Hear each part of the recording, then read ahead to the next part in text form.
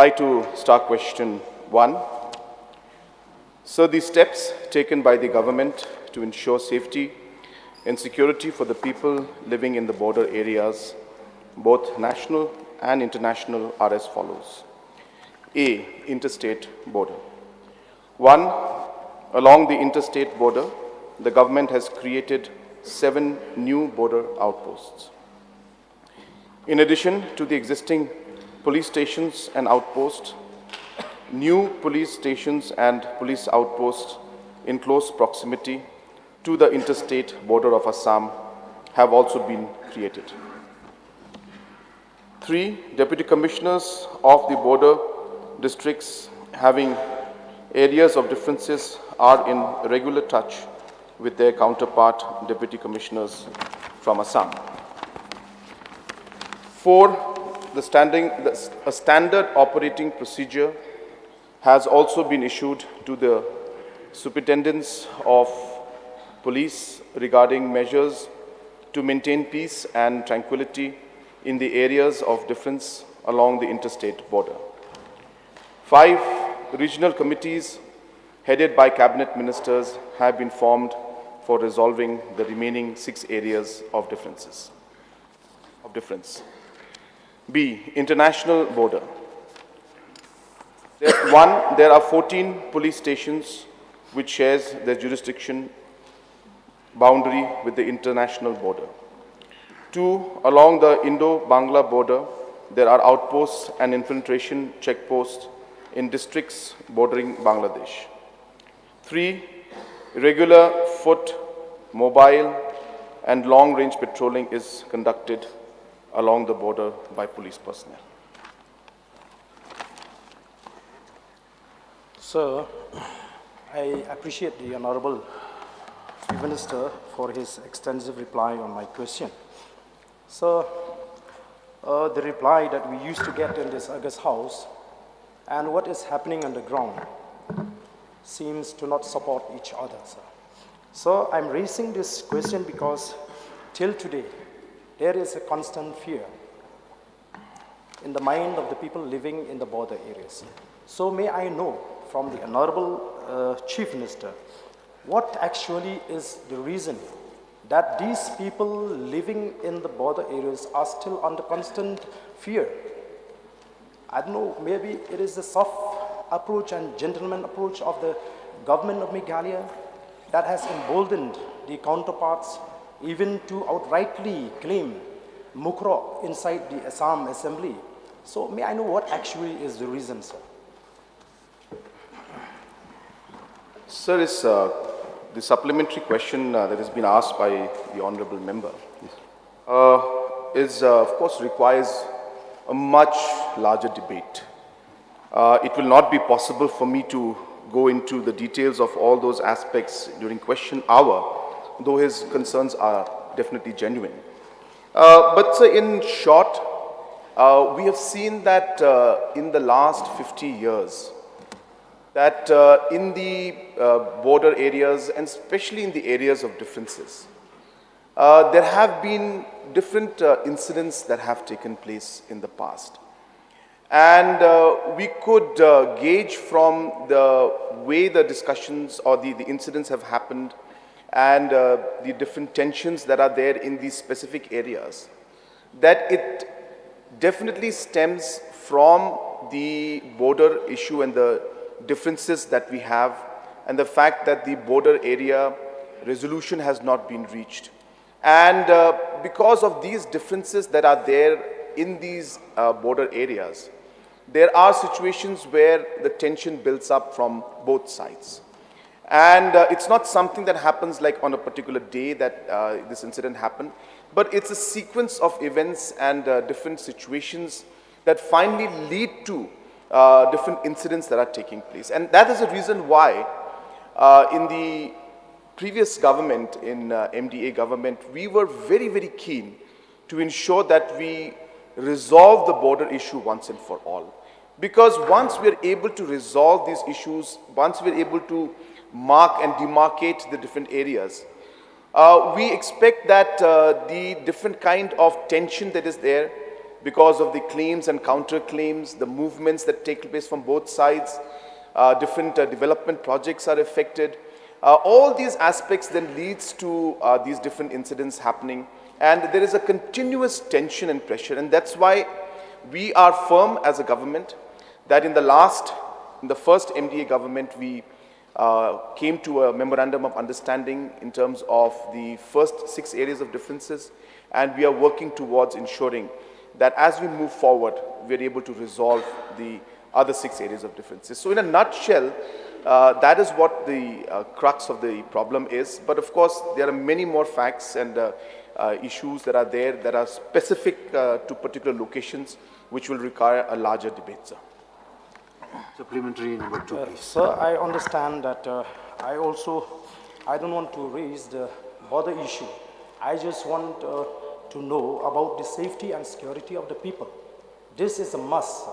Whether we settle the border, whether it takes time or we can settle the border now, but at least the safety and security of the people should not be compromised under any circumstances. So reports keep coming, sir, even today, that the people living in the border areas, they are really frightening when they see that these government officials keep coming to the interior part of Meghalaya. Your second supplementary. Yeah, I will come to that. So therefore, may I know what is the exact step that the government has taken to ensure that the government of Meghalaya will not compromise as far as the security and safety of the people is concerned. We don't want another incidence of firing of death occurred in the border areas, sir. That is my question, sir. Sir, again, as I said, the concerns of the honorable member are definitely genuine. And as we have moved forward, sir, as I mentioned, at different levels and different times in the past 50 years, tensions have built up during different occasions. But in order to ensure that we are able to control the situation and also provide the safety, security, and avoid, as the honorable member mentioned, any future incidents, of course, number one step is to strengthen our own forces within our borders. And that is very important because it builds up the confidence of the people. And hence, as mentioned, that we have gone ahead and sanctioned new border outposts, new police stations, and we have enhanced the manpower. And all these different aspects and infrastructure work also will start there. So all these infrastructure in terms of security. So all these aspects will overall lead to ensure that our manpower and our police force is increased, and our presence is felt, so that there's a sense of confidence among our people. That's number one, sir. Number two, while we do that, it is also very important that we are continuously in touch with the other side. And therefore, in the meeting that was held among the chief secretaries on the 21st of June 2019, it was decided that an SOP should be created and the different procedures should be followed to ensure that continuous communication is there with the counterparts from the Assam side, and hence a very lengthy protocol and system was created on the 30th of September 2020, where the SPs of the areas where the differences are there should have quarterly meetings with their counterparts. Then different long, almost 6-7 pointer SOP has been created, where not just in terms of physical meetings, but every week or every 2 weeks, they should be in touch, with each other on the phone. Communication should take place. The deputy commissioners should also coordinate among each other. If there are any kind of development works that are taking place, then the communication should be taken and or communication should be done, and permission or some kind of an NOC should be given by the other side. Because we've seen that most of these different tensions build up because some side starts doing some work, the other side then reacts to it saying that this is Meghalaya, or the other side says this is Assam. And it's because of the lack of communication sometimes that we see a lot of things that can be avoided ultimately is not avoided, and we see the tension building up. So hence we realize that communication Coordination with our counterparts is very important. So this is now happening at the district levels. This is happening at the police station level. This is happening at the chief secretary level. This is happening at the level of the OSDs from both sides who are specifically meant to deal with these situations throughout the state. And most importantly, this is happening at the chief minister's level also, where even a small incident that takes place, we are in touch, I am in touch directly with the Honorable Chief Minister of Assam to ensure that none of these situations escalates, and as far as possible, of course, we want to ensure that none of these incidents take place in the long run. So therefore, it's a large exercise. It requires a lot of coordination. And as I said, this continuous communication is something that is very important. So building up the confidence of our people by ensuring our manpower, our infrastructure and security is increased in these sensitive areas. And number two, communication and coordination with the counterparts to ensure that proper information is always there. Any small incident takes place, it's immediately, we neutralize it. So this kind of framework is what we are working on.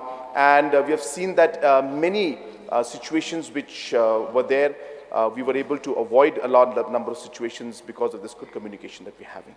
And let me assure the Honorable Member and the House that our efforts are continuously on to ensure that our people at the grassroots level, at the border areas, especially in the areas of differences, they feel comfortable and ensure that we are able to overall improve the overall confidence level that they have at the grassroots level with these steps that we're taking, sir.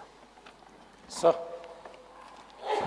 according to the reply, A4, sir, the Honorable Chief Minister has mentioned that the standard of operating procedure has also been issued to the Superintendent of Police regarding measures to maintain peace and tranquility in areas of difference along the interstate border. So in this particular issue, sir, I would like to ask the Honorable Chief Minister, what is a kind of standard operating procedure in the event of the breach of security and safety to the people living in the border areas by the counterparts?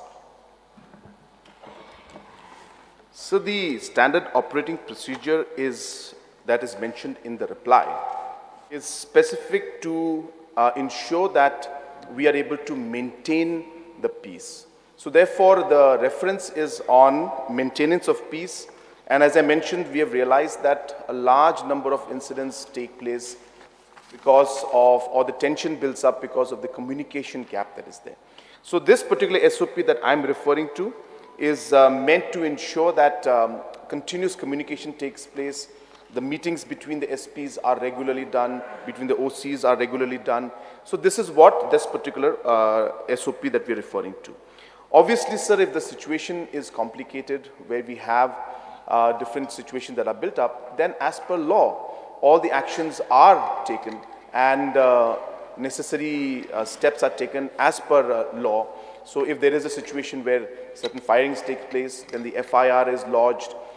We take up the matter even at the political level. We take up the matter even at central level. So it all depends on the situation that is there. And as per law and as per the situation that is there, necessary steps are taken, sir.